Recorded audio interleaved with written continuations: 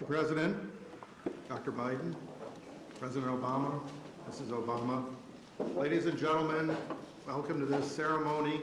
I'm John Rogers, the chairman of the White House Historical Association, and on behalf of the women and men of the association, I'm thrilled to celebrate with all of you the presentation of two magnificent American portraits today to honor and commemorate the indelible legacy of our 44th President and First Lady.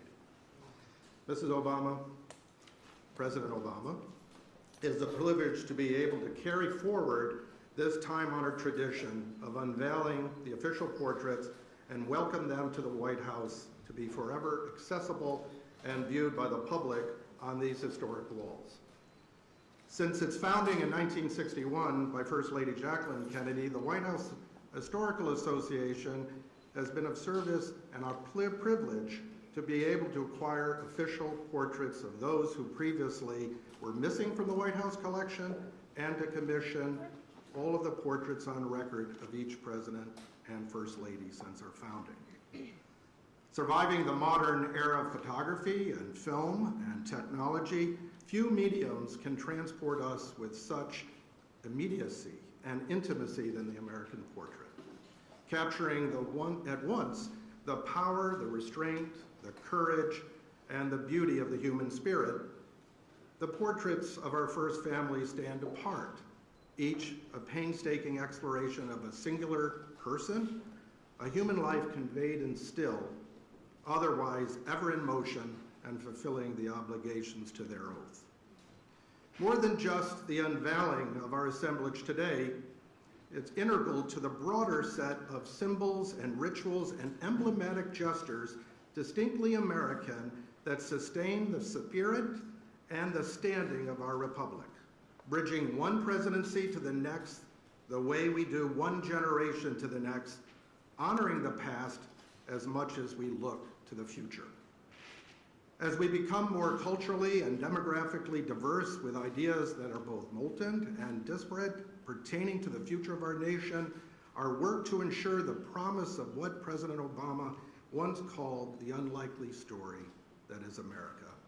It's never been more intertwined with preserving what has been symbolically and foundationally at the heart of our storied resilience as a nation. And in this way, today is a reminder that America is governed not by a disconnected series of presidents, but rather by the enduring presidency.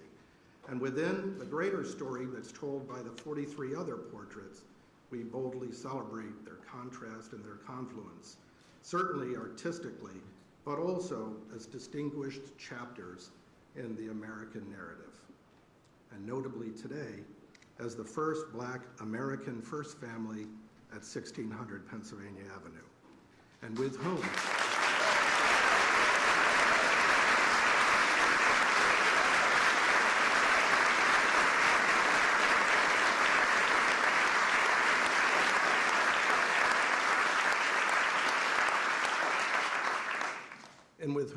we shared the joy of watching your wonderful daughters grow up here and come of age.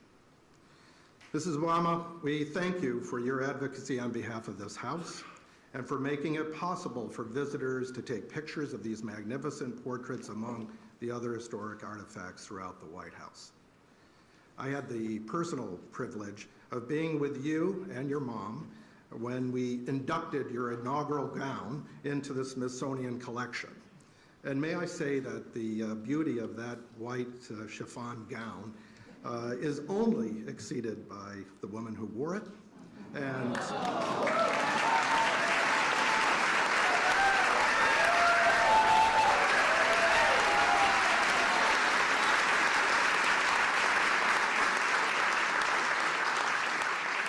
whose spirit is captured in this portrait. The tradition of service continues with Dr. Biden. She's our steward. We are honored that you were with us when we celebrated our 60th anniversary, and we look forward to our continued work with you on the educational mission of our association. And we are ever thankful to you and you, Mr. President, for hosting this wonderful ceremony today. And to our artists, Robert McCurdy and Sharon Sprung, we are grateful for your artisanship and dedication to your own craft. Together, these portraits fulfill a beautiful collaboration and are a testament to what's possible when we serve one another in an effort to give voice to one another. And I suspect that beginning tomorrow, these two portraits will be the most photographed by visitors from across the United States and the world.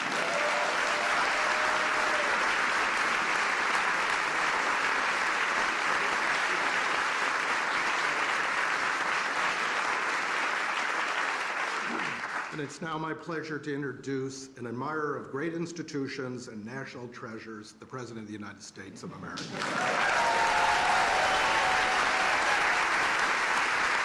Thank you.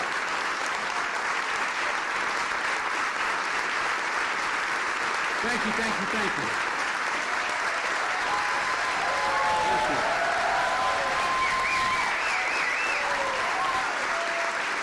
That was great. Thank you all very much. Please.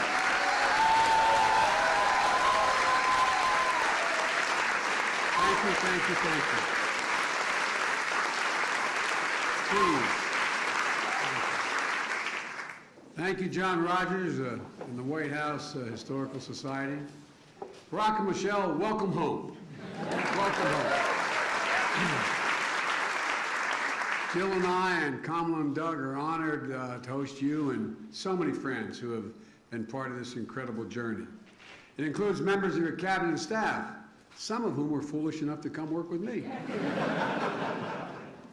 And there's someone else that I'd like to acknowledge tonight, Mrs. Robinson. This is your house as well.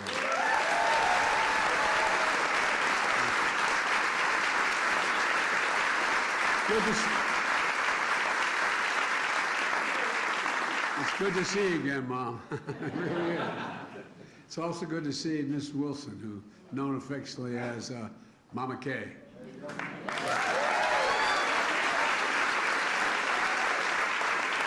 One of your best friends and Malia and Sasha's godmother. Yeah. And as they say in Southern Delaware, you've done good, kid.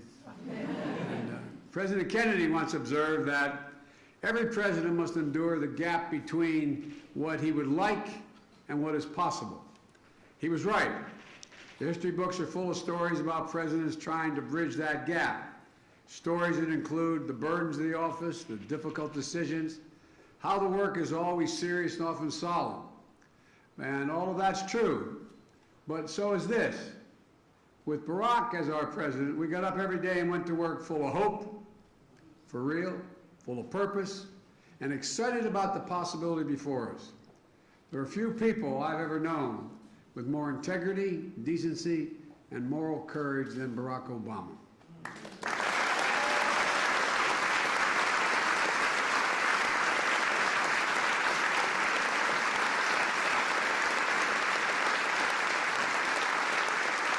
Mr. President, nothing could have prepared me better or more to become President of the United States than be at your side for 8 years. And I mean that from the bottom of my heart.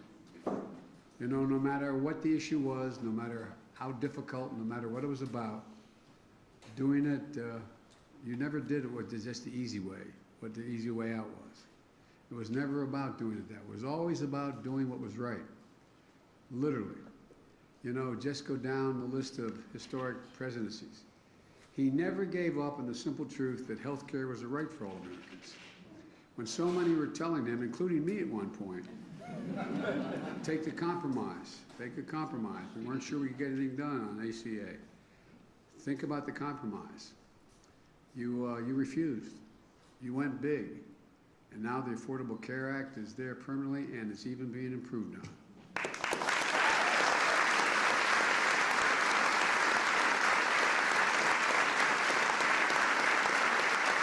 I remember what you told me.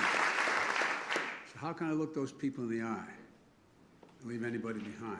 You weren't about to do that. You know, his Recovery Act brought America back from a Great Recession. The auto rescue protected an iconic industry that represents the nation's heart and soul. And there were a whole lot of people some maybe even in this room, that were telling you we should let the industry go bankrupt. We should let it go. But you wouldn't. You persisted. You insisted. And I remember our conversations. And I'm proud. I'm proud we stood together and wouldn't let that happen. You bet on the American worker.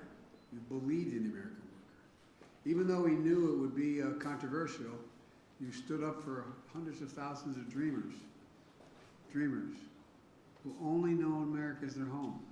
It always boggles my mind that I always can't understand that a 3-year-old kid's going to say, no, Mom, leave me on this side of Rio Grande. You go ahead and go.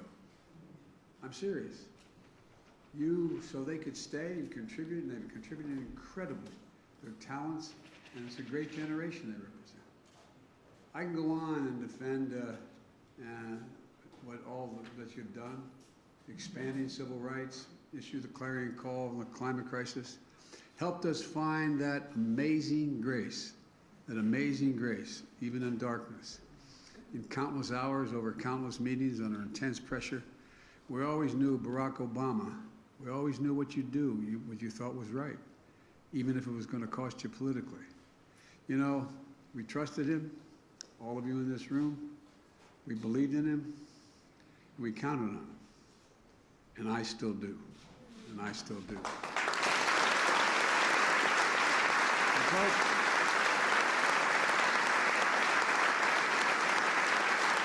President, that's why the country elected you twice.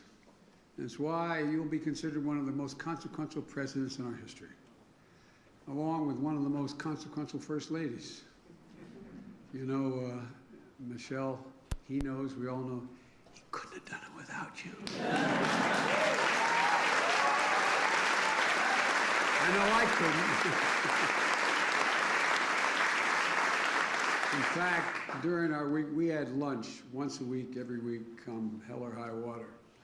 And everybody wondered all the important things we talked about. Probably 40% of the time we talked about family.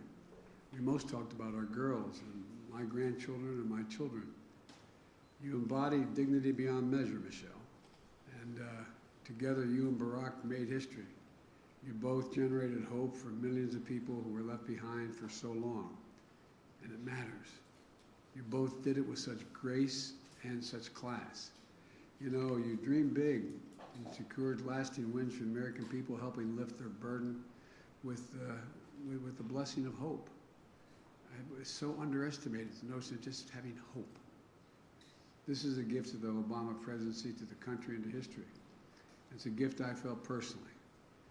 And as we used to say in the Senate, Mr. President, excuse the point of personal privilege, you were always there.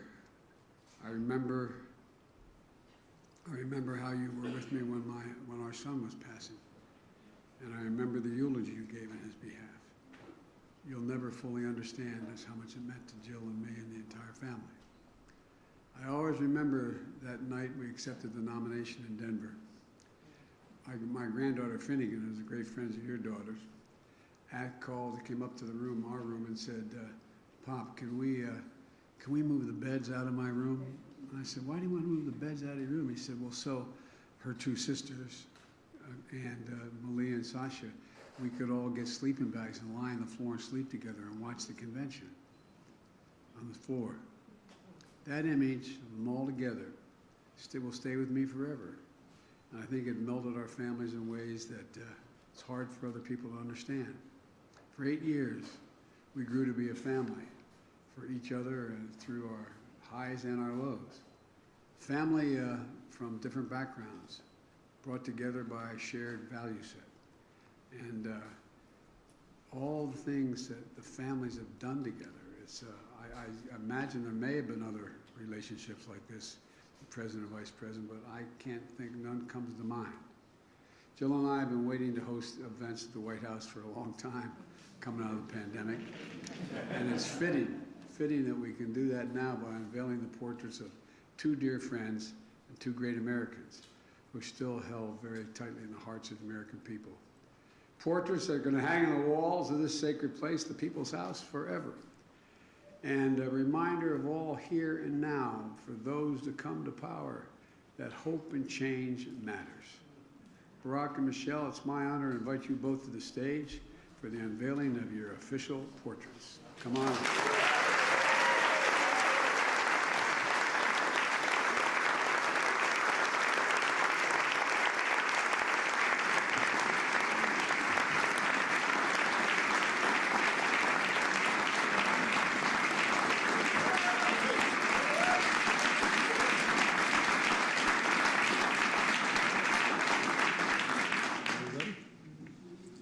Yes? Okay. There we go.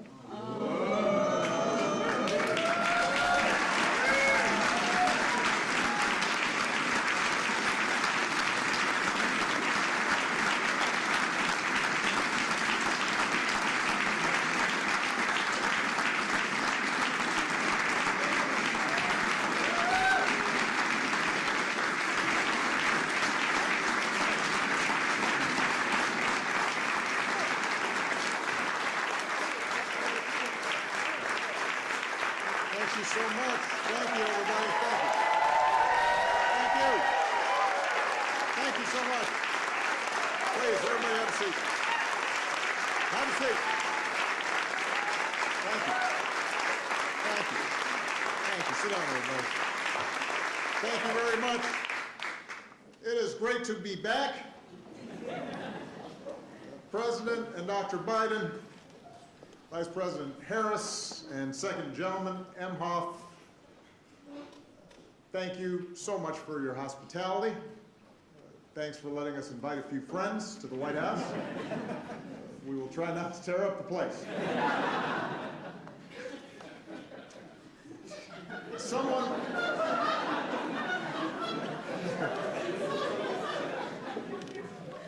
Someone once said that if you're looking for a friend in Washington, get a dog.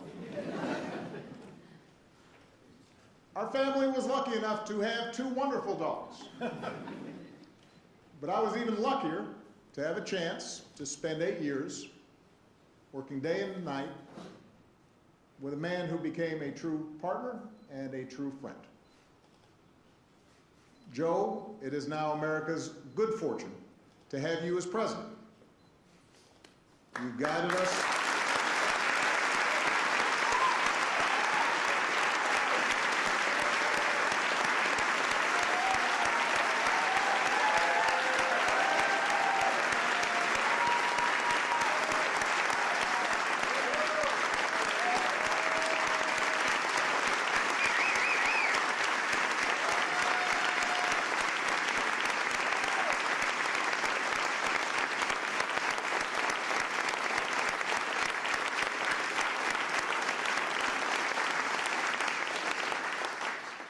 You have guided us through some perilous times. You've built on and gone beyond the work we all did together to expand health care, to fight climate change, to advance social justice, and to promote economic fairness. Thanks to your decency and thanks to your strength. Maybe most of all, thanks to your faith in our democracy and the American people. The country's better off than when you took office, and we should all be deeply grateful for that. So thank you so much.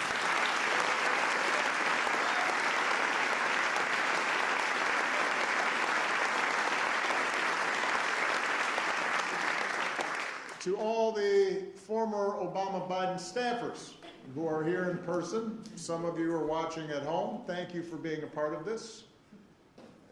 When people ask me what I miss most about the White House years, it is not Air Force One that I talk about, although I miss Air Force One.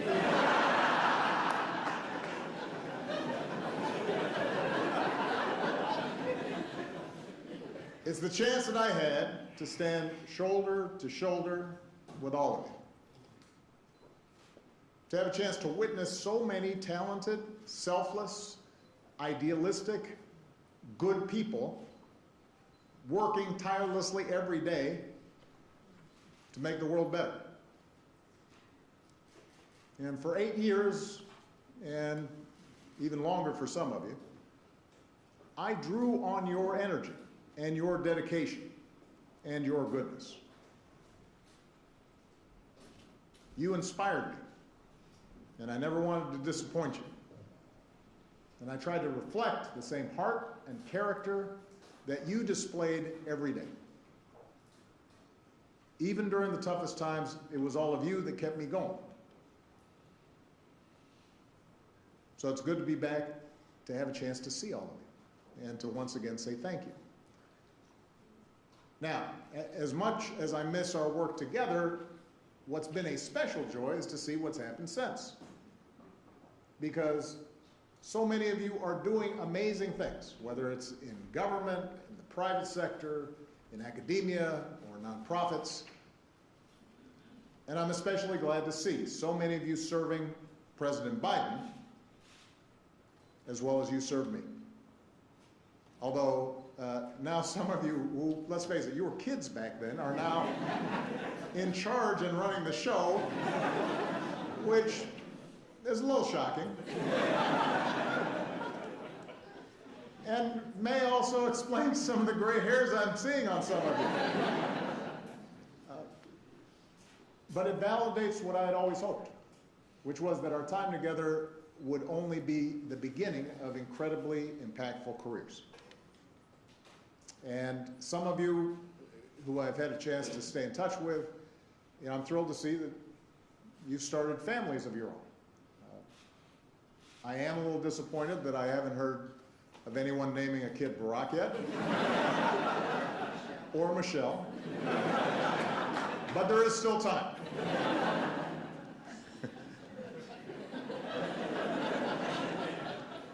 Finally, I want to say a special thanks to the White House staff. We had a chance to see them all beforehand.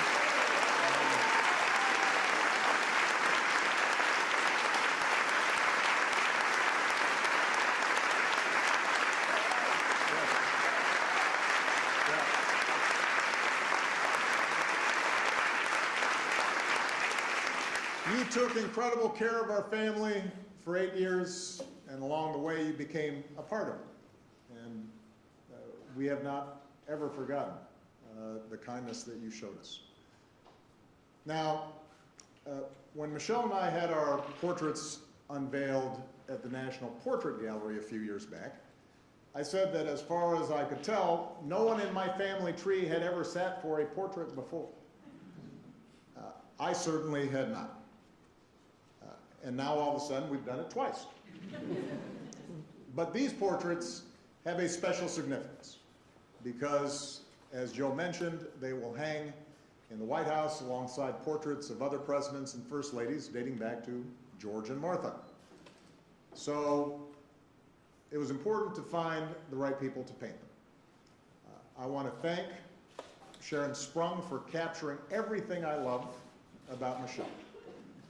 Her grace, her intelligence, and the fact that she's fine.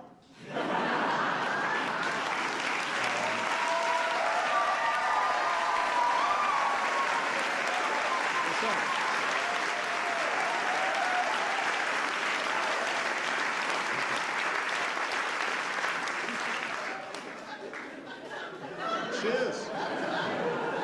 The portrait is stunning. And I want to thank Robert McCurdy for taking on a much more difficult subject and doing a fantastic job with mine.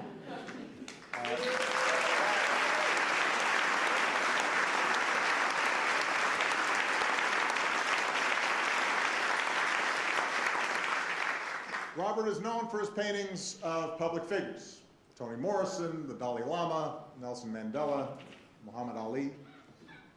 But what I love about Robert's work is that he paints people exactly the way they are, for better or worse. He captures every wrinkle on your face, every crease in your shirt. You'll note that he refused to hide any of my gray hairs, refused my request to make my ears smaller.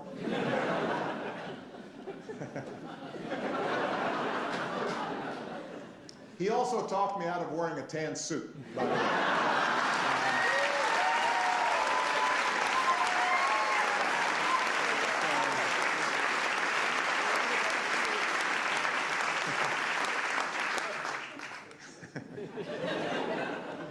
His work is so precise that at first glance it looks like a photograph. And Robert also paints his subjects looking straight ahead. So it feels like you're face to face, forming a connection. And that appealed to me, in part because presidents so often get airbrushed, even take on a mythical status, especially after you've gone, and people forget all the stuff they didn't like about you.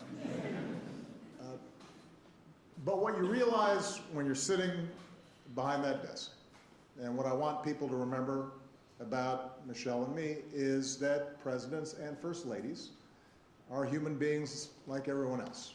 We have our gifts, we have our flaws. You've all experienced mine. We have good days and bad days. We feel the same joy and sadness, frustration and hope. And while it takes a certain amount of self-confidence to be president, there are nights where we lie awake wondering if this or that decision was the right one. I've always described the presidency as a relay race. You take the baton from someone, you run your leg as hard and as well as you can, and then you hand it off to someone else, knowing that your work will be incomplete. The portraits hanging in the White House chronicle the runners in that race. Each of us tasked with trying to bring the country we love closer to its highest aspirations. And when future generations walk these halls and look up at these portraits, I hope they get a better, honest sense of who Michelle and I were. And I hope they leave with a deeper understanding that if we could make it here, maybe they can too. They can do remarkable things too. Now, it is my pleasure to introduce someone who needs no introduction. Michelle was the best thing about living in the White House, and let me tell you, the pastry chefs here deliver delicious pies on request. So that is saying something.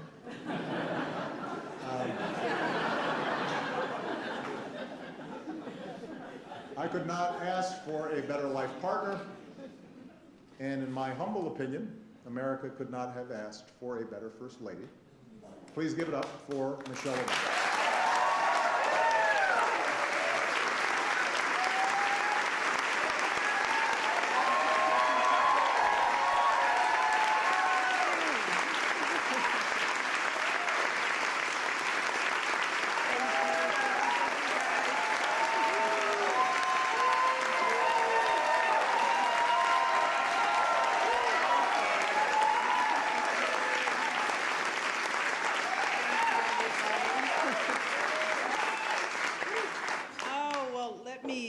Thank my husband, first of all, for such spicy remarks.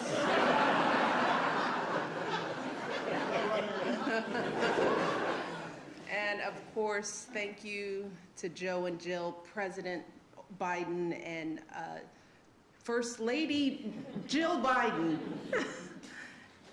Thank you for inviting us back. This means so much to us. We were saying at lunch that the girls have lived in this house longer than they've lived anywhere. And so this, as odd of a home as this can be, as wonderful as it can be, it is a special place because we raised our girls here. And it means so much to come back to friends and to be able to spend time talking about our girls. And so I am grateful to both of you for the work that you're doing, the love that you're showing us, our staff, and the work that you're doing for this country. Thank you so much.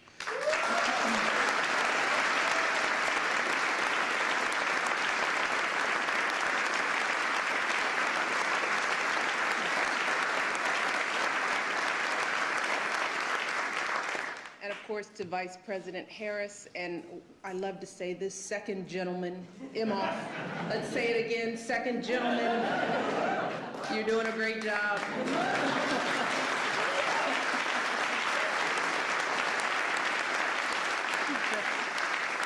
Thank you for joining us today. And I can't go any further without, of course, acknowledging all of the amazing staff friends. You're more than staff, you're friends, you're family to us, particularly the people who've been part of my team over the years. I don't have time to name everyone, thank goodness. But you all know who you are, from the campaign to the White House to today. I would not be who I am without your passion and your faith and all the love that you poured into everything that we accomplished together. And it was amazing, historic. What did Sam Cass used to say? Unprecedented. You all mean the world to me, and I mean that from the bottom of my heart. So thank you. Proud of you, proud of the work that you've done, proud of what you're doing. I also want to take the time to recognize the resident staff. As Barack said, you guys made this a home. We snatched up a few of you all and took you with us. But for those of you who we couldn't bring, we miss you so much. We miss you so much. The best part about this house was you all. So it's so good to see you, and you all look good, so good. I'd also like to recognize Stuart McLaurin, of course, John Rogers. It's been amazing working with you all over the years. I have to recognize Bill Allman, who has been fabulous to work with over the years.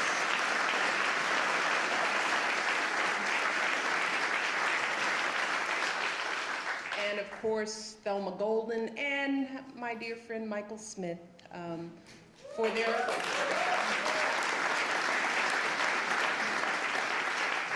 we are where we are because of their comprehensive and rigorous work to identify these incredible artists. And that brings me to our artist, of course, Robert McCurdy, who, you did a good job. did a good job. But I got to spend a lot of time with Sharon Sprung. And Sharon now joins a small but mighty group of women who've painted an official portrait here at the White House.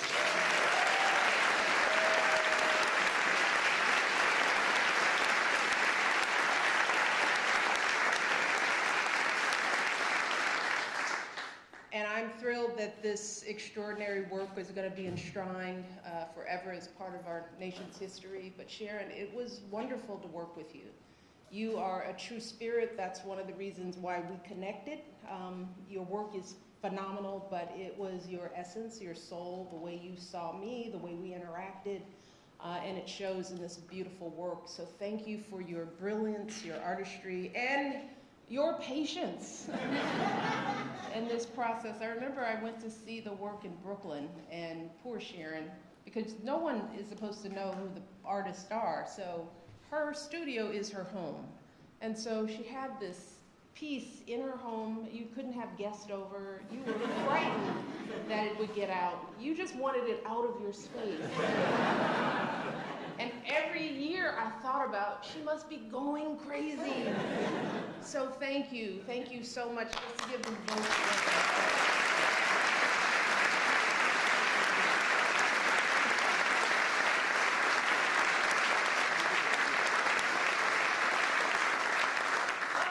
Believe it or not, it is still a bit odd for me to stand in this historic space, see this big, beautiful painting staring back at me.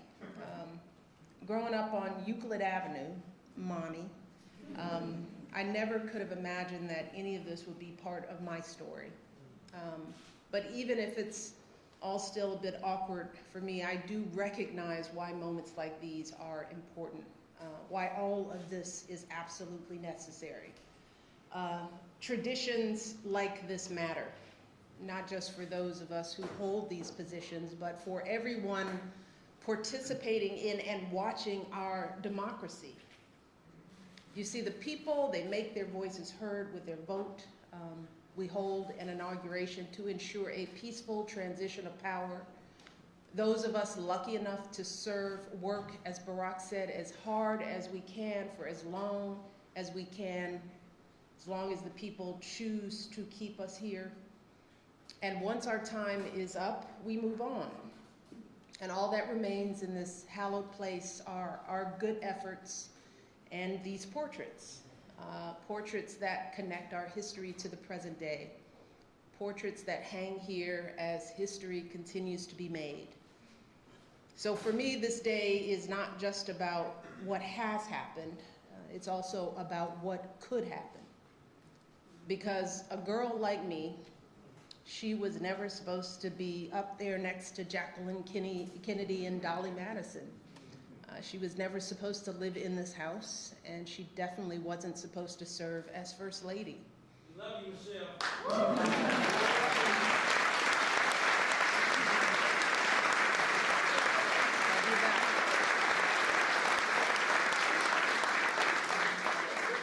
But I've always wondered, where does that supposed to come from?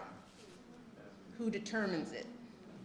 And too often in this country, people feel like they have to look a certain way or act a certain way to fit in, that they have to make a lot of money or come from a certain group or class or faith in order to matter. But what we're looking at today, a portrait of a biracial kid with an unusual name and the daughter of a water pump operator and a stay-at-home mom, what we are seeing is a reminder that there's a place for everyone in this country. Because as Barack said, the two of us can end up on the walls of the most famous address in the world. Then again, it is so important for every young kid who is doubting themselves to believe that they can too. That is what this country is about. It's not about blood or pedigree or wealth. It's a place where everyone should have a fair shot. Whether you're a kid taking 2 buses and a train just to get to school, or a single mother who's working 2 jobs to put some food on the table, or an immigrant just arriving, getting your first apartment, forging a future for yourself in a place you dreamed of. That's why for me, this day isn't about me or Barack. It's not even about these beautiful paintings. It's about telling that fuller story, a story that includes every single American in every single corner of the country, so that our kids and grandkids can see something more for themselves. And as much as some folks might want us to believe that that story has lost some of its shine, that division and discrimination and everything else might have dimmed its light, I still know, deep in my heart, that what we share, as my husband continues to say, is so much bigger than what we don't. Our democracy is so much stronger than our differences. And this little girl from the South Side is blessed beyond measure to have felt the truth of that fuller story throughout her entire life, never more so than today. So thank you to President Biden, to Sharon, and to all of you today for playing a part in this day and all the days that led to it. And now, it is my privilege to introduce someone who is stepping in shoes and doing it well, someone who has devoted so much of her life to education, working to broaden the idea of whose story matters. Ladies and gentlemen, please welcome my friend, First Lady, Dr. Jill Biden.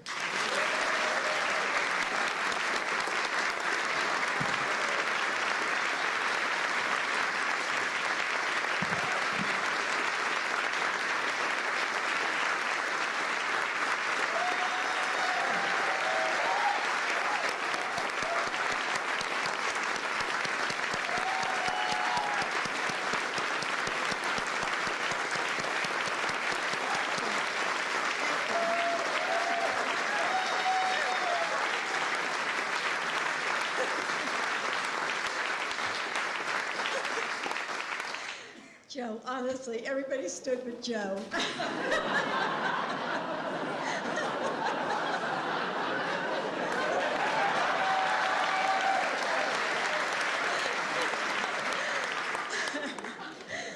Thank you, Michelle,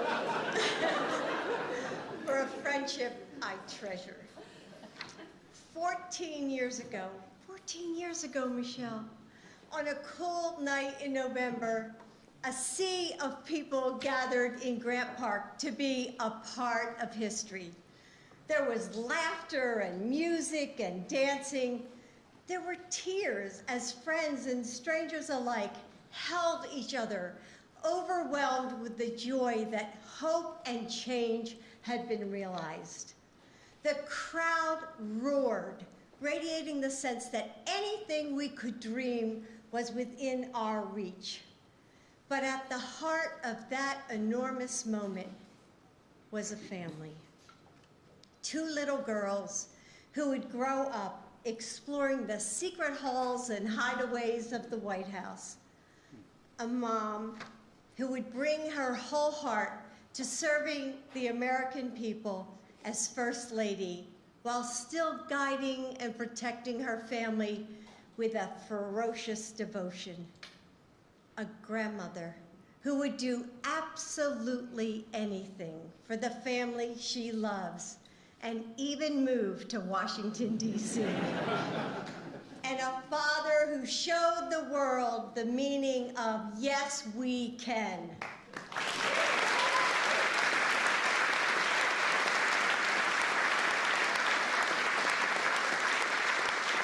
For Joe and me and our entire family, standing on that stage next to you was like waking up in a new world, a place where, with hard work, anything was possible.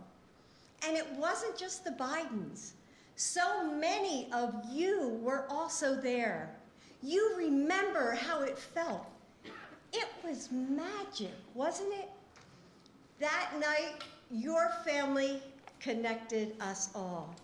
And our family, the Obama-Biden team, every one of you who were fired up and ready to go, together, we changed the course of this country forever.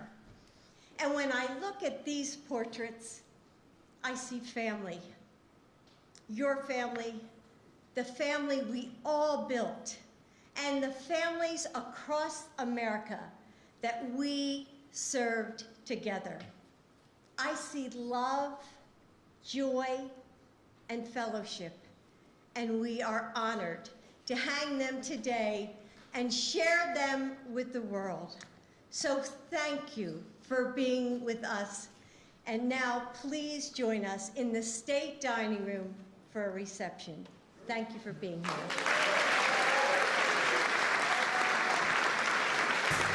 Ladies and gentlemen, please remain in your seats while the President and Dr. Biden, President and Mrs. Obama, and the Vice President and Second Gentleman depart.